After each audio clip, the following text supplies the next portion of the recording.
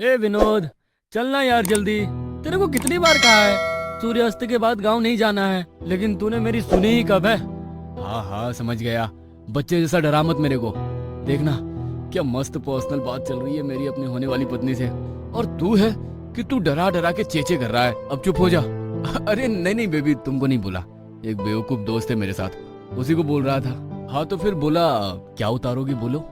दो दोस्त मोहित और विनोद खेत के बीचों बीच चले जा रहे थे। विनोद फोन पर लगा हुआ अपनी गर्लफ्रेंड से बातें कर रहा था और मोहित हाथ में फोन की फ्लैशलाइट जलाकर खेत के बीचों बीच सीधे चला जा रहा था। हालांकि विनोद की बात सुनकर मोहित चुप तो हो गया था, लेकिन उसकी नजरें एक पल भी ठहर नहीं रही थी कि तभी उसे कुछ सुनाई दिया, जिसे सुन मोहित डर के मारे कांपने लगा था।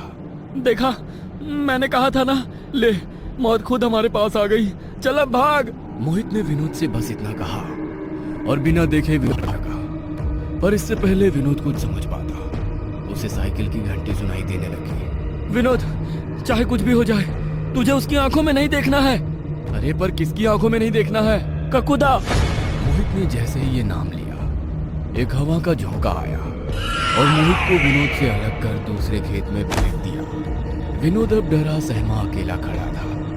उसे अब साइकिल की घंटी तेज तेज सुनाई देने लगी थी। विनोद ने जब आवाज का पीछा किया तो उसे अपने पीछे एक छोटी साइकिल पर कोई बैठा हुआ दिखा।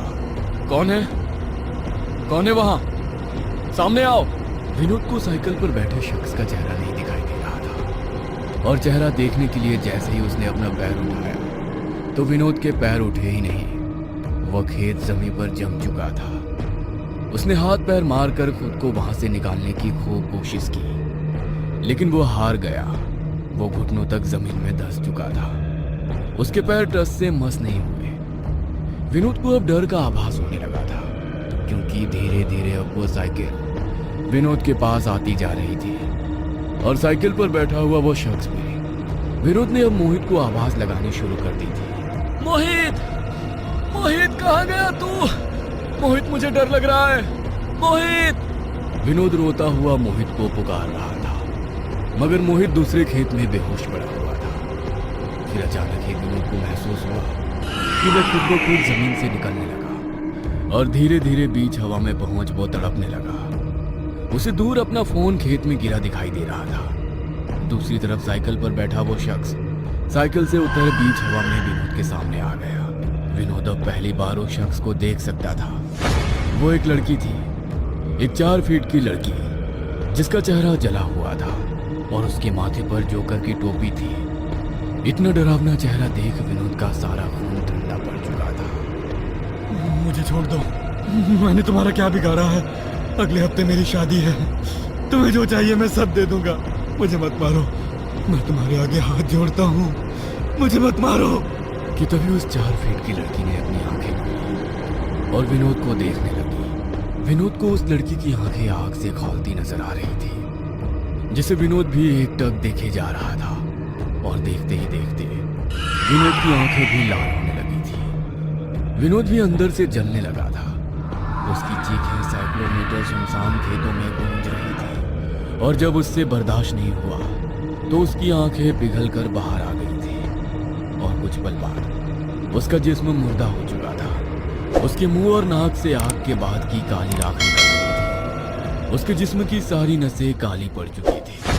अगले दिन गांव के मुट्ठी भर लोग खेत में ढूंढते हुए दोनों को आवाज लगा रहे थे।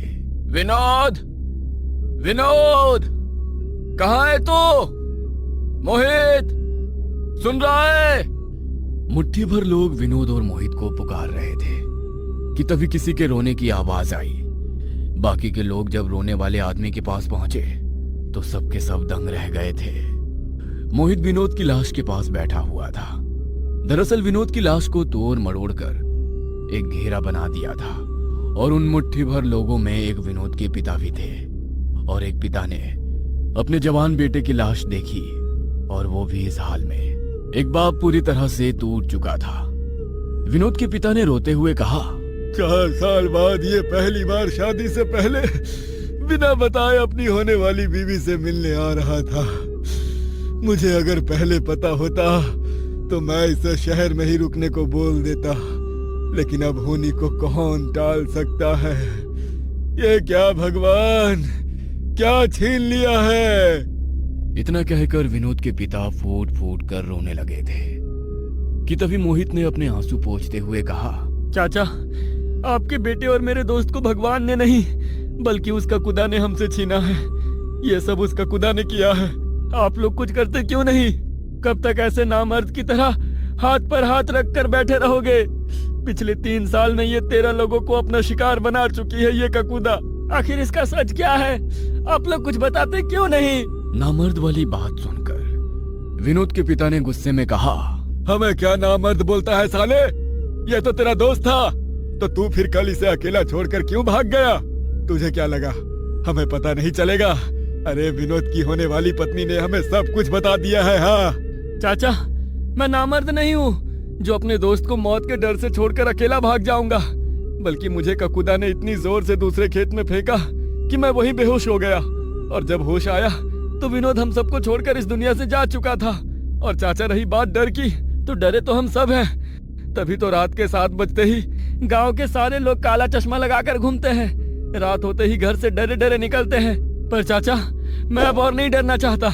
इससे अच्छा कि मैं मर जाऊं या फिर उस ककूदा को ही खत्म करते हैं। कभी अपना बेटा तो कभी अपना भाई तो कभी अपना भतीजा। ये ककूदा ने हमारे परिवार को उजाड़ दिया है, लेकिन अब और नहीं। चलो हवेली चलते हैं, अब एक ही तरीका है इस ककूदा से निपटने का। इतना कहकर सब लोग सीधा हवेली की ओर चल दिए थे। हवेली पहुंचे तो रघुवीर चौधरी, हवेली का मालिक, डर के मारे कमरे में चिल्ला रहा था, भाग जा यहाँ से, भाग। अरे सब तो बर्बाद कर चुकी है मेरा, और मेरे पापों की कितनी सजा देगी मुझे। रघुवीर चौधरी पागलों की तरह चिल्लाता हुआ हवेली से बाहर आ रहा था। उसने जब गांव वालों को देखा तो उनके पीछे जाकर छिपने लगा था। बचा लो मुझे, वो मुझे मार डालेगी, मैं मरना नहीं चाहता। कौन आपको मार डालेगी चौधरी साहब? वहां कोई नहीं है। वो ककूदा, वो रोज रोज मुझे मारने के लिए आती है, लेकिन मेरे जिस्म से मांस नोच कर मुझे जिंदा छोड़ देती है। मुझे तुम लोग मार डालो, मैं ककूदा के हाथों नहीं मरना चाहता। हाँ हाँ, तुम लोग मुझे मार डालो, मैं ये हवेली तुम लोगों के नाम कर दूंगा। मैं तुम लोगों के आगे हाथ जोड़ता हूँ, मुझे मार डालो। ये कहता हुआ रघुवीर चौधरी सभी गांव वालों के पैरों में गिर अपनी मौत की भीख मांग रहा था। उसके जिस्म पर जगह जगह गहरे घाव के निशान थे, जिनसे खून बह रहा था। गांव वाले भी रघुवीर चौधरी का ये हाल देख खुद सदमे में थे, क्योंकि वह जिससे मदद मांगने आए थे वो खुद उनसे मौत की भीख मांग रहा था। अब क्या होगा चाचा? इसकी हालत तो खुद ही खस्ता है, ये क्या हमारी मदद करेगा? छोड़ो इसे, अब ककूदा को हम खुद ही संभाल लेंगे। रघुवीर चौधरी ने जब गांव वालों को ये कहते हुए सुना तो उसने तुरंत गुस्से में कहा, तुम संभाल लोगे? तुम? वो ककूदा है ककूदा, तुम जानते ही क्या हो उसके बारे में? वो खुद ही मौत है, और मौत हमेशा लेती है, कभी कुछ देती नहीं। मोहित ने रघुवीर चौधरी को जब ये कहते हुए सुना तो उसने रघुवीर चौधरी से तुरंत कहा, जब तुम सब जानते हो तो हमें बता क्यों नहीं देते? क्यों पिछले 3 साल से ये ककूदा का श्राप भुगत रहे हो? हर कोई अपने चाहने वालों को खोने के डर में जी रहा है, या फिर जी चुका है। इसलिए मैं अब आपसे पूछता हूँ कि आखिर आपको ककूदा के बारे में क्या पता है? क्यों वो इतनी खूंखार है? आखिर वो है कौन, कहाँ से आई है, और उसे चाहिए क्या? मोहित की बात सुनकर रघुवीर चौधरी रोने लगा था। उसने रोते हुए सबसे कहा, वो एक सर्कस वाली है जिसका बलात्कार मेरे बेटे ने किया था।